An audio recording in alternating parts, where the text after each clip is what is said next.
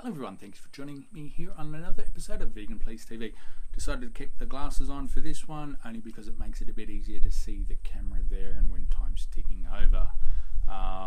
So yes, what am I talking about in this one? I'm talking about the Trump victory. Whether it ends up being a victory once the recount's gone through, who knows, but this is the thing, is that the Trump victory and that veganism does need to learn some lessons from it and take heed of some of the warnings. Now, the first warning is that whether it is the Trump victory or not, it is creating a division between the educated and the uneducated. Now, I do say, to use that because who's to define what an education is? Is it a bit of paper? Does that make you educated? Whereas if you don't have that bit of paper, does that make you uneducated?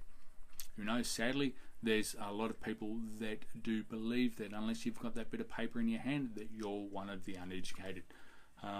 Personally, I don't agree with that because I think life experience is as much of an education as being stuck in a university for 4 years, 5 years, 8 years, getting a doctorate, PhD, masters, and whatever else that is. So this is the thing. I know Eric Marcus has said a lot about that, blaming Trump's victory on the uneducated. Let's also remember that veganism is a social justice movement, and part of that is that we can't be differentiating, only the educated will be vegan, and if you're educated then you won't do this. I know,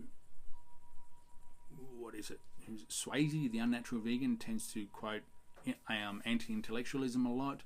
For those, for those who don't support others who have degrees and qualifications and all that sort of stuff, even to a point of that, is that just because someone's got a bit of paper, who's to say that, they know more about that particular subject for their, the impact will have on that person than this. So, there's that whole thing there, and these people that jump on the pro-vaccination bandwagon is that if you're not pro-vaccination, then you're whatever these things are, and you're not educated, or you're this, you're that, everything else. So these are the divisions that are coming in with that. So going on to that as well is that there's that whole consumerism, and let's take photos of the food every time we go out for dinner, and people go out and eat out 2-3 times a week or every weekend and things like that, when there's people that are actually struggling to put food on the table. So this is what we all need to be mindful. We can't just focus on that, or because there is going to be an upheaval in veganism. There is going to be that group where it's going to start as a slow groundswell, and we've seen it to a certain extent with the Harley and Leanne's, where they're becoming where they built up because they're telling it like it is and giving people real life this, and whether you can say what they're doing is in the real world or not, who knows. Pardon me. So, but it's just something that we need to to really be mindful of it and be aware of. And people saying that using Australia example, Turnbull's in and this and that, I voted Greens, or I did this, or I did that. Well, I voted independent. I'm aware of the political structure, and just because I didn't vote Animal Justice Party doesn't mean to say I'm any less of a vegan than someone that did. So, this is the thing, is that, we need to be mindful of all that stuff that's going on. And I think it's a noisy bus coming past again, so it may bounce off the wall. Hopefully that wasn't too noisy. If it was, my apologies. Now, what else was it? So yeah, this is the thing. There's just so much that we need to be aware of, is that criticizing, it's fine for you to have a political view and a political opinion on things.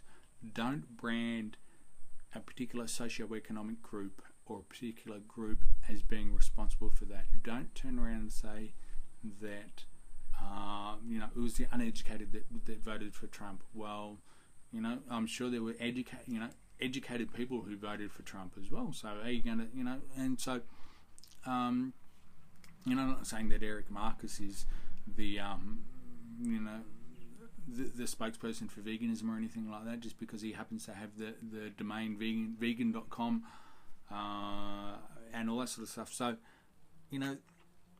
there's just so much stuff that's out there where if it keeps going the way that it's going, it is going to have that negative effect on veganism. It's going to have negative effect on the social justice movement that is veganism. So, anyway, I could rant and rave about this. I just don't want to keep going on my different tangents. I just think that we need to be a bit more mindful and a bit more aware of what we're saying, lest we start to disenfranchise people who are wanting to become vegan, though think that, hey, we're just a bunch of pretentious snobs that they're not going to be welcome because they're not educated, because they can't go out and eat out every day or eat out every second day, or because they're struggling to put food on their on the table, and they can't post Facebook photos of this vegan meal that they've gone out and bought from